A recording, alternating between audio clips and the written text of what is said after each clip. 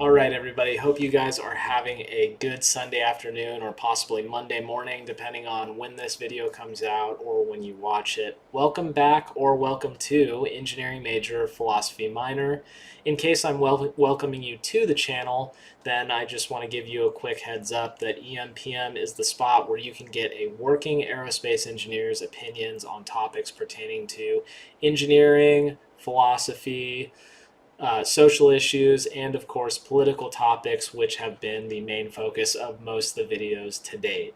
So in today's video, I do want to talk a little bit about a segment of Joe Biden's DNC speech.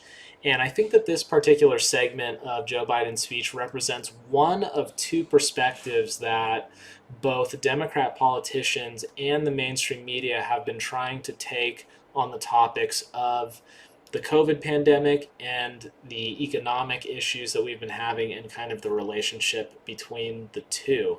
So what I'll do is I will play Joe Biden's clip, we'll listen to it, and then after that I will tell you what I think these two perspectives are, and then we'll talk about a little bit of the analysis between these two perspectives, why these perspectives kind of exist, or at least why I think they exist, and then my opinion on how really these two topics should be talked about or addressed. So without further ado, let's go ahead and take a listen to this portion of Joe Biden's speech.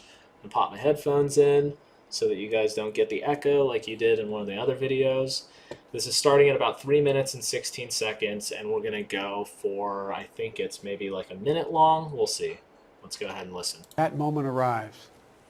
And now history has delivered us to one of the most difficult moments America's ever faced. Four historic crises. Count them. All at the same time. A perfect storm. The worst pandemic in over 100 years. The worst economic crisis since the Great Depression. The most compelling call for racial justice since the 60s. And the undeniable realities and just the accelerating threats of climate change. Okay, so that right there was a really quick clip. It was actually only about 30 seconds. I do want to just point out really fast that I actually did think Joe Biden's speech was relatively well written. I did have a lot of disagreements with some of the philosophies and politics espoused in the speech, but that being said, it was a well-written speech. And that right there, when Joe Biden is kind of working his way through the fourth bullet point here of climate change, that is maybe the biggest gaffe that Joe Biden made the entire speech, which isn't that big of a deal. And I do want to commend Joe Biden on that. He did deliver the speech very well. But let's get into what I wanted to talk about relative to this video. So the first two things that Joe Biden mentions is he says, this is the worst pandemic we've had in over 100 years. And then he says, and the worst economic crisis since the Great Depression. And this is going to be one of the two ways that the media has been, and Democrat politicians in particular, have been addressing this issue, which is that the first way is that there's the pandemic, which is one issue, and then there's the economic crisis, which is the other issue. And there's this linkage between the two that sort of just goes completely unsaid. And I'm going to talk about what that linkage really is, or at least my opinion on what it is, in a second. The second perspective is that we have the worst pandemic in 100 years, and that directly caused the economic crisis with no step in between. Now, I think both these perspectives are very politically convenient. And I'll tell you why in a second. But just to give you some idea of how this is kind of portrayed in the media, also, I actually literally just saw this LinkedIn kind of headline which says, "Will jobs lost during the crisis ever return?" Here's what one analyst is predicting. Now, this kind of headline just kind of implies that, you know, we have this...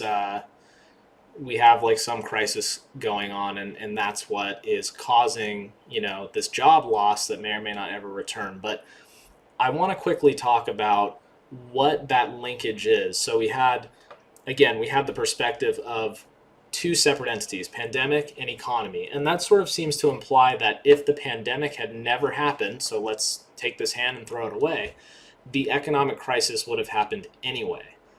Now, the problem with that perspective is that not only has the economy been breaking records since President Trump has started pushing for reopening, and many states have reopened, and the economies that are really struggling right now are actually in many Democrat states who refuse to completely reopen or kind of take more aggressive steps towards reopening.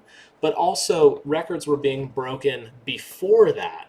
And we live in a period in America, and this is, really what Trump has fought to do, is to deregulate significantly and lower taxes significantly. Now, anybody who has any background in business or knows about, or who has studied, like the economic theory of guys like Milton Friedman and Thomas Sowell, knows that the less regulations and the less taxes you have, basically the less burdens you put on the economy to work, the better it performs. So that first perspective kind of ignores the linkage in between the two and treats them as two separate entities. Now, the second perspective that's been kind of floating around is that it's the worst pandemic in 100 years, and that has directly caused the economic crisis with no step in between. Now, I actually think that this is another politically expedient view, and I don't believe that that's necessarily an accurate representation. I think there's this one key step in the middle that's kind of missing, and the reason why I think that is because the pandemic itself didn't necessarily wipe out 50% of the population. There was a decent amount of the population that was willing and able to work during the crisis. And if we look at a lot of the statistics, some of the least affected populations, or demographics, I should say, least affected by coronavirus, are in fact people who are like age 50 and under, which comprise a decent percentage of the workforce. So to sort of suggest that the pandemic itself literally caused the economic crisis isn't necessarily true. Let's kind of try and think this situation out a little bit further. So let's say that the pandemic happened. We had no lockdowns at all, no nothing. What would businesses have done? Well, let's talk about a little bit the incentives of the free market to stay in business. So my company, for example, was a company which, they were resisting sending people to work from home for a decent amount of time into the pandemic. I think that my company didn't start telling people that they had to work from home or strongly encouraging people to work from home in like mid-April, maybe, or possibly late April, if I'm remembering that correctly. Now, I personally have been going into work the whole time. I like going into work. I like having a place to go. You guys have seen my other videos on mask wearing. Obviously, if I was sick, I would have stayed home. But there's this incentive for businesses to stay in business. And so what would have happened is businesses would start seeing that a lot of people are calling out sick, and then they would have started taking steps to say, okay, well, maybe we need to keep people further apart, or maybe we need to let people work from home so that when they're sick, they can still log into work. I mean, there's this incentive to keep the economy going. And so I think that, let's say we never had any lockdowns, I think the economy would have taken a little bit of a slowdown because there would have been uncertainty. There would have been this transitional period where companies had to think of different things to do or think of how to respond. But overall, we can see clearly that the pandemic did not wipe out like half or more of the workforce. And so it's sort of a hard sell to say that the pandemic itself is the direct cause of the economic crisis. So what's the step in between that we're missing? It is really the government that's preventing people from going back to work. It is the government that is over-regulating businesses and putting individuals in absolutely untenable situations when it comes to doing normal business. And the reason why it's very politically expedient, let's say, for the Democrats to push this is because the Democrats right now are incredibly pro-government. They're very pro-federal government. They want a big government. They want the government to solve all the problems with respect to healthcare. They want the government to take care of everybody's education. You can go down the list. And so what the Democrats need to avoid mentioning is that government intervention is actually what caused the economic problem, right? So let's talk about what might have been a better government response since kind of the point of this video is to say that the government response, as it has been, particularly the response of certain states to basically stay locked down indefinitely, is clearly not good for the economy, and as we've seen from some of the other videos that I made, is not really preventing the spread at all, especially in light of the fact that now Democrats are favoring some large gatherings over others, and some of these large gatherings are resulting in street violence and rioting and looting and then arson and all this bad stuff. So, in my opinion, the government simply should have just warned the American public and then said, it's up to you guys to decide for yourself what your risk is, right? We think that socially distancing would help. We encourage mask wearing. We're strongly encouraging people to work from home if possible. We will make it easier for people to get access to testing, as they did. Basically, they should have done everything they did except completely lock down. And I think that would have been okay. Now, I get that is a very, very big ask, right? That's essentially telling people that there is a risk out there. We don't know how big the risk is. If you guys don't want to take that risk, you can stay locked down. But people who are willing to take a risk, we're asking you to take the risk because, we still want to have a functioning society.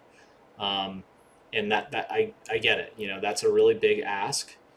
At the same time, I do think that the economic issues would have been far less burdensome as they are now. And the political tensions and social tensions that were caused by keeping everybody cooped up would have been almost non-existent. And people would have just had to man up and, decide for themselves. Do I want to, what risks am I willing to take? What risks am I not willing to take? And then live your life accordingly as a free individual in the United States of America. That's kind of the definition of freedom. And now what they're trying to do in the media and in Biden's speech is claim that, the government intervention had nothing to do with it. And that's politically convenient because the Democrats love big government and think the government not only should solve all your problems, but can solve all your problems. And that's just not true. So anyway, I hope you guys enjoyed the video. If you guys agree or disagree, please leave a comment below. And thanks so much for watching, and have a good day, guys. Later.